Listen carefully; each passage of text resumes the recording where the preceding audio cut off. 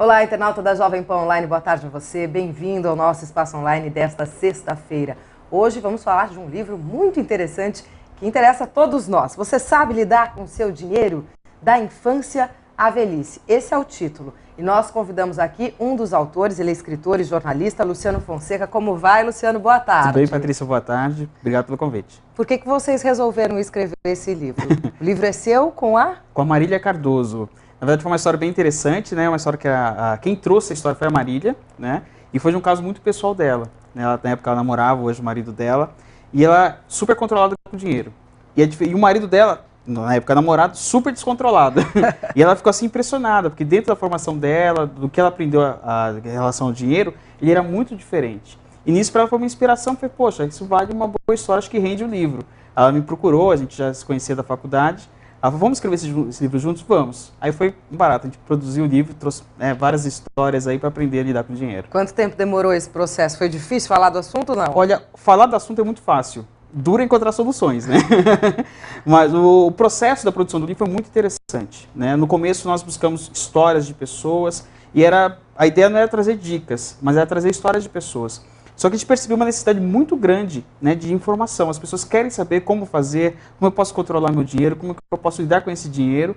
E as histórias se transformaram em dicas, e a gente começou a estruturar o livro também em faixa etária. Então a gente começa da infância, vai até a velhice. O processo foi delicioso, mais ou menos cerca de um ano a gente produziu o livro, e o resultado está aí muito interessante. Então tem dicas para todas as idades. Para todas as idades. Nós temos aqui a capa do livro para o internauta da Jovem Pan Online conhecer. Você vê aí na tela do seu computador.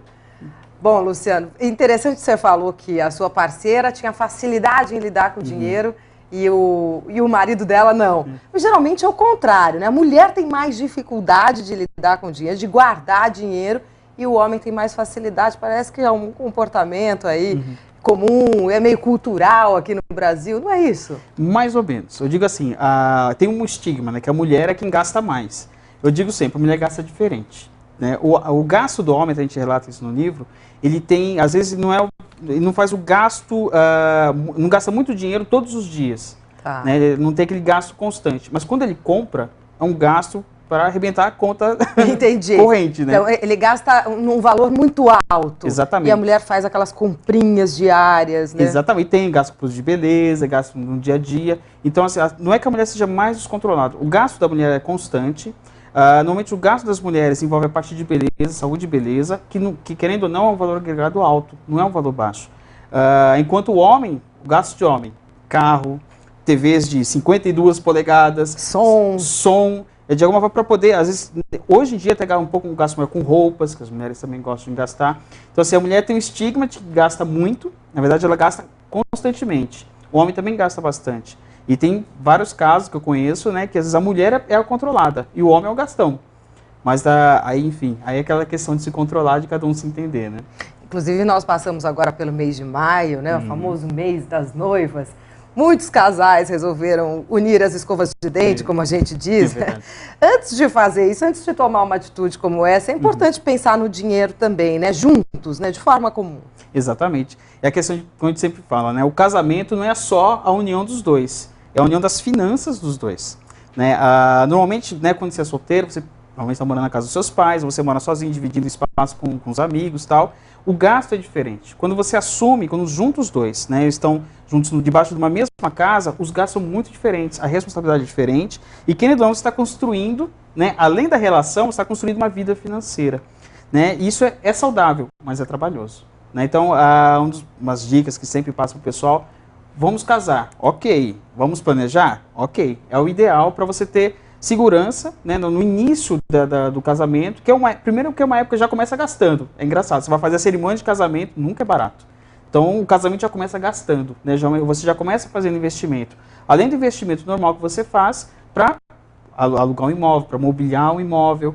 Então é uma época que você tem que começar se planejando agora. Normalmente o pessoal vai no calor dos acontecimentos, vai naquela paixão, no romantismo. Esquece que tem o dia de amanhã, né? Exatamente. E a relação, o início da relação, né? No meu caso eu falo que sou casado, nós vamos fazer 10 anos. Puxa. E o que a gente percebeu é isso. O início da relação geralmente é o período mais tenso. Se você coloca nesse período também a tensão financeira, é mais uma carga sobre o seu casamento. Então, meu plano é casar até o final do ano. Mas será que se a gente esperar mais um ano não é melhor? Será que se a gente investir em determinadas áreas antes, não é melhor para a gente chegar já com uma pressão menor? Eu digo, poupar, planejar sempre é o melhor investimento. Até porque dívida gera estresse, né? E como, né? Exatamente. Isso pode atrapalhar até o relacionamento amoroso, né? Não, com certeza. Eu não tenho essa dica direitinho, mas tem estudos que comprovam que boa parte da causa, né, dos divórcios, por exemplo, tem muito a ver com a questão financeira. Ou, né, enfim, questão financeira tem tudo, vários tipos de causa, né? Mas a pressão financeira mexe com o relacionamento. Por quê? Não é só o dinheiro, né? Você ter o dinheiro, mas você sustentar teu filho, o padrão de vida que você coloca, isso tem que ser muito bem planejado.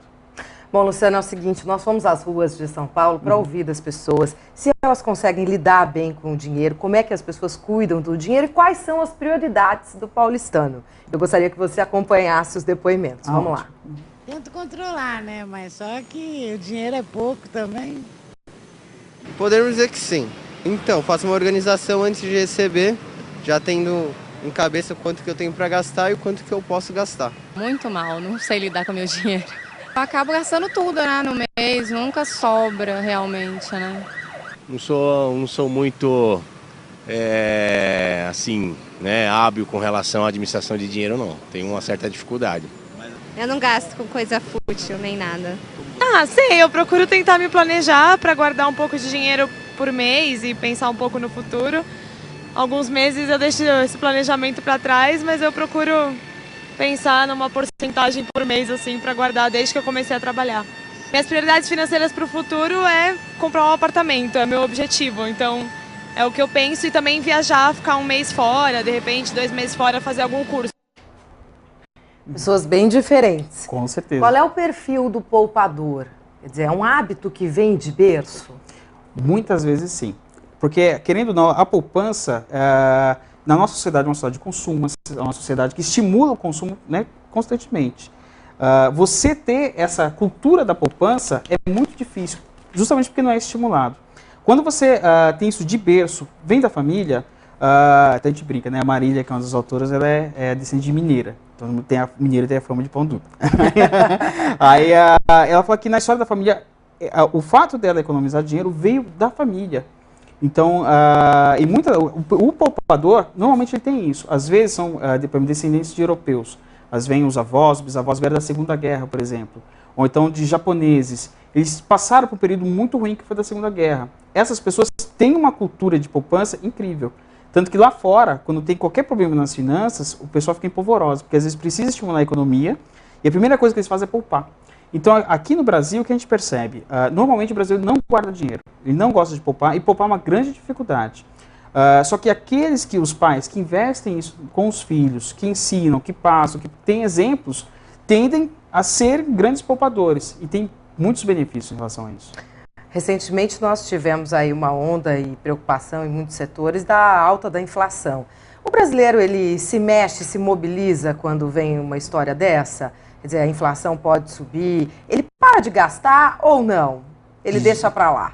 Deixa para lá. A gente vê até a história, antes da questão da inflação, sobre a crise econômica que nós tivemos. Tá. O Brasil, ele passou pela crise, né, de uma forma mais tranquila, porque o consumo interno continuou constante. E é uma coisa, você tocou no assunto da inflação, é um assunto que a gente aborda isso no livro que é impressionante. O Brasil viveu uma história de inflação que mexeu, inclusive, com essa cultura de poupança que a gente falou. Antigamente você não conseguia poupar. Por quê? Porque a inflação comia o dinheiro semana a semana. Então, assim, você precisava, eu lembro quando eu era criança com meus pais, né, questão de supermercado, né?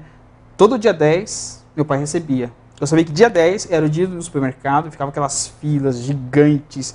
Eu lembro que era um terror. Porque todo mundo tinha que fazer compra no mesmo dia, senão o dinheiro ia perder valor. O que acontece? Nós tivemos a estabilização, a inflação, né, foi debelada, já são 15 anos, aí, 16 anos quase. Só que o Brasil parece que esqueceu dessa história. Hoje nós temos uma história de inflação, eu, né, até para esse acompanhamento financeiro, tudo, em relação até ao livro, eu costumo acompanhar e faço contas. Eu sei o quanto a inflação come do meu salário. Eu sei o quanto o custo de vida tem aumentado. Só que o Brasil ele entende o quê? Não, dá para comprar? Cabe no meu orçamento? Cabe no limite do meu cartão de crédito? Ele gasta. Então, saber poupar também é saber proteger o seu dinheiro. Né? O dinheiro que é suado, que você trabalha. Né? Você aprende a poupar, você aprende a defender seu dinheiro até de questões como essa. Se você guardar na sua poupança, você está protegendo a inflação. Mas se você gasta, se você financia, o juro para financiamento aumentou em relação da inflação. Então, só que as pessoas querem entrar no financiamento, querem gastar, querem comprar, o impacto a gente vê depois no futuro, né? Vamos falar daqui a pouquinho sobre isso, vamos abordar mais a fundo essa questão, inclusive os benefícios e os malefícios do cartão de crédito. Com certeza. Nós estamos recebendo hoje o Luciano Fonseca, ele é escritor, jornalista, ele é um dos autores do livro Você Sabe Lidar com o Seu Dinheiro? Da Infância à Velhice. Daqui a pouco tem mais. Até já.